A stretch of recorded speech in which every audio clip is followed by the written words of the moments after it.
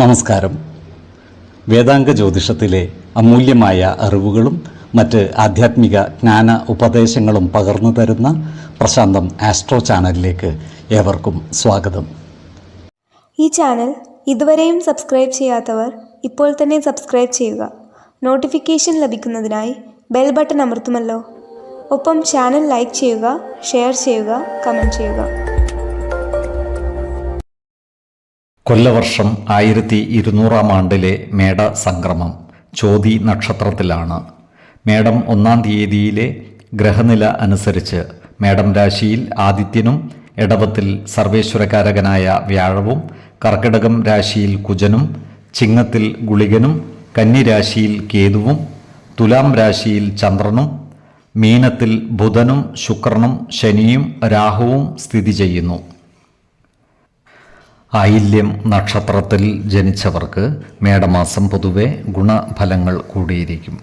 ഇവർക്ക് പ്രവർത്തന മേഖലകളിൽ പുരോഗതി ഉണ്ടാകുന്നതാണ്.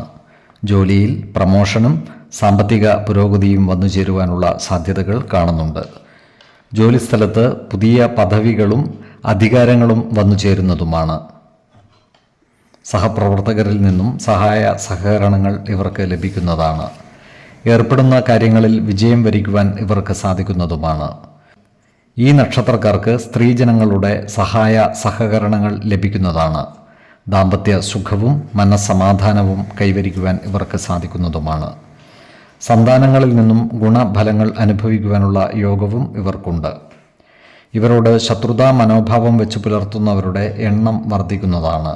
അത്തരക്കാരെ തിരിച്ചറിഞ്ഞാൽ അവരുമായി നല്ല സ്നേഹ സൗഹൃദ ബന്ധങ്ങൾ നിലനിർത്തുവാൻ പരിശ്രമിക്കേണ്ടതാണ്. ഈ നക്ഷത്രക്കാർ അവരുടെ ജീവിതചര്യകളിൽ ചില മാറ്റങ്ങൾ കൊണ്ടുവരുന്നതാണ്. മതപരമായ ആചാരങ്ങളിലും ചടങ്ങുകളിലും പങ്കെടുക്കുവാനുള്ള അവസരം ഇവർക്ക് ഒത്തുവരുന്നതുമാണ്. സത്കർമ്മങ്ങൾ ചെയ്യുക വഴി സമൂഹ മനസ്സിൻ്റെ അംഗീകാരം നേടിയെടുക്കുവാൻ ഇവർക്ക് സാധിക്കുന്നതുമാണ്.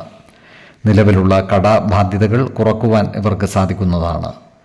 സാമ്പത്തിക കാര്യങ്ങൾ കൈകാര്യം ചെയ്യുമ്പോൾ ജാഗ്രത പാലിക്കേണ്ടതാണ്. ഈ നക്ഷത്രക്കാരായ യുവതീ യുവാക്കളുടെ വിവാഹ കാര്യങ്ങളിൽ തീരുമാനമാകുവാനുള്ള സാധ്യതകൾ കാണുന്നുണ്ട്.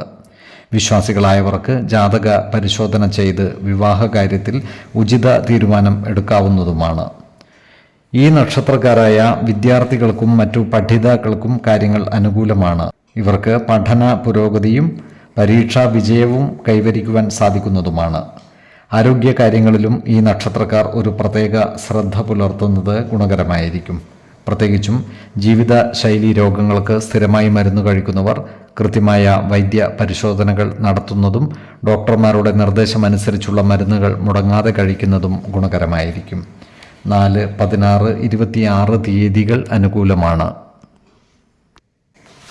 ഈ നക്ഷത്രക്കാർ ജനിച്ച സമയത്തെ അടിസ്ഥാനമാക്കിയുള്ള ജാതകത്തിലെ ലഗ്ന രാശിയുടെയും ലഗ്ന അധിപന്റെയും സ്ഥിതിയും ശുഭപാപ ഭാവങ്ങളുടെ സ്ഥിതിയും ഓരോ രാശിയിലെയും ഗ്രഹങ്ങളുടെ സ്ഥിതിയും അനുസരിച്ച് ഇവരുടെ പൊതുഫലത്തിൽ ഏറ്റക്കുറച്ചിലുകൾ ഉണ്ടാകുവാനിടയുണ്ട്.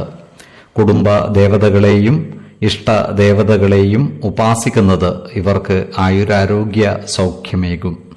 ഇഷ്ടദേവതാ മന്ത്രം 108 തവണ ദിനംതോറും ലിഖിത ജപം ചെയ്തു വരുന്നത് ഇവർക്ക് സർവ ഐശ്വര്യങ്ങളുമേകും.